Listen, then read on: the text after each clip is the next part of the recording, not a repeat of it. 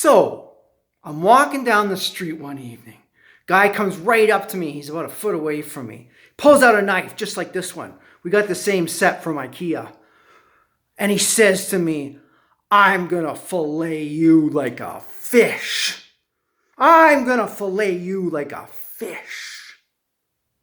I'm thinking to myself, does he really know what it takes to fillet a fish? When was the last time this guy filleted anything? And then I thought, well, okay, I could be about to be killed here, so I better not be distracted. And at such moments, when somebody pulls a gun on you or a knife on you, everything goes into slow motion. You end up in a state that's like hyper awareness. Everything is slow. And I thought to myself, well, this guy could just be an adrenaline junkie. You know what an adrenaline junkie is?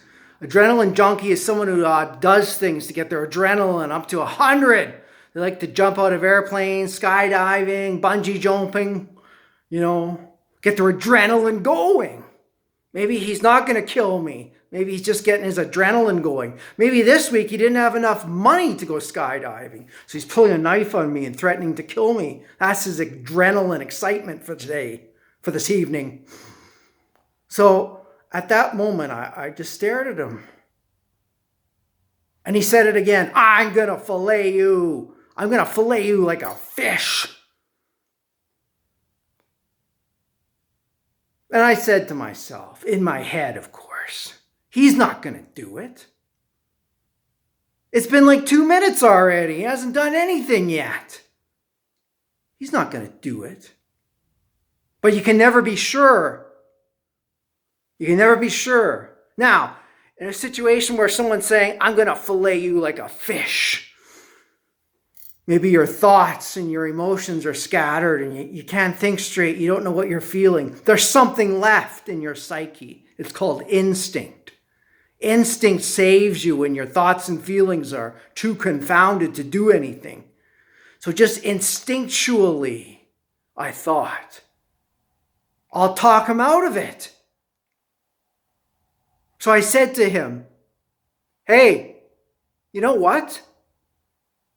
You don't need to bring this to a state of absolute emotional crisis. You don't need to escalate this situation.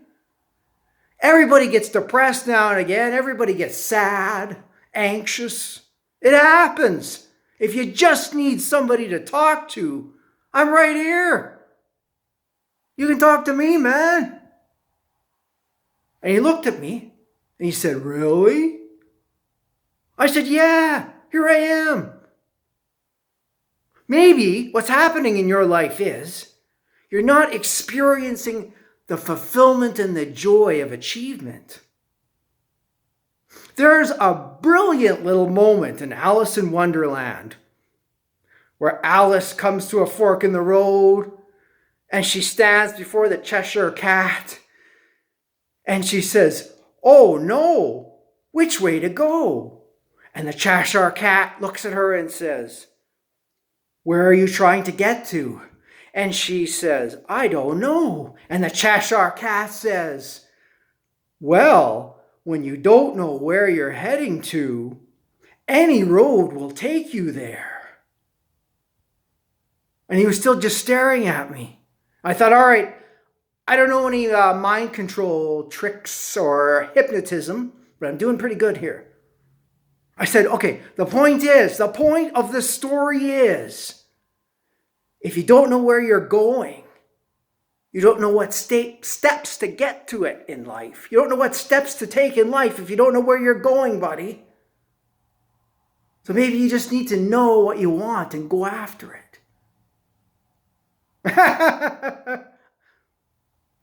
And then he said it again. "Huh? What? I'm going to fillet you like a fish." I said, "No, you're not. No, you're not. And you know you're not." And then he stared at me and he said, "Is it me? Is it still me?" And I said, "No, It was you, but it's not anymore. They changed it. And he said, what? When did this happen? I said, about 2 weeks ago, but they didn't tell you yet. And he said, so it's not me? I said, nope, it was, but it's not anymore. And he breathed a deep sigh of relief. And his head went down a bit, and his shoulders sank in a bit. I said, this is it. This is my moment. This is where I'm going to get out of this situation. And what I did was I ran past him, but I ran on the side of his body where he was empty-handed. So that way, if he was going to stab me with a knife, he would have to spin his whole body around and stab me, which wasn't going to work. But before I did that, I said, you know what, buddy? I'm going to beat you to death with my 2 liter of milk right here. 2 liter of milk just coming right for your head. Bam! Just like a pair of milk brass knuckles.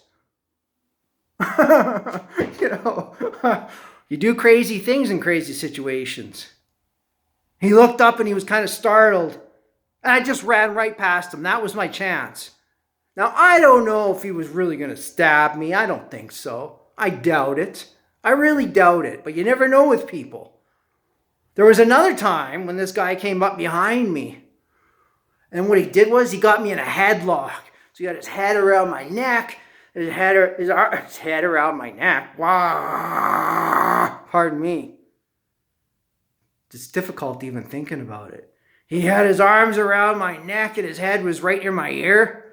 He said, I got you. What are you going to do? What are you going to do about it, huh?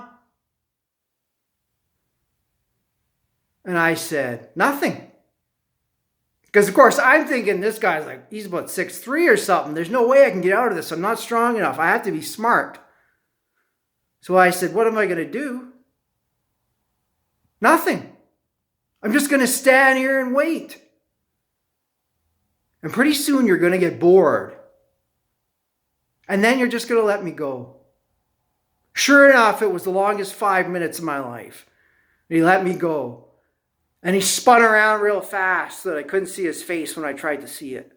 But I got out of that situation. When you're in a situation like that, you can't panic. If you do panic and your mind, your emotions are all over the place, go with your instinct.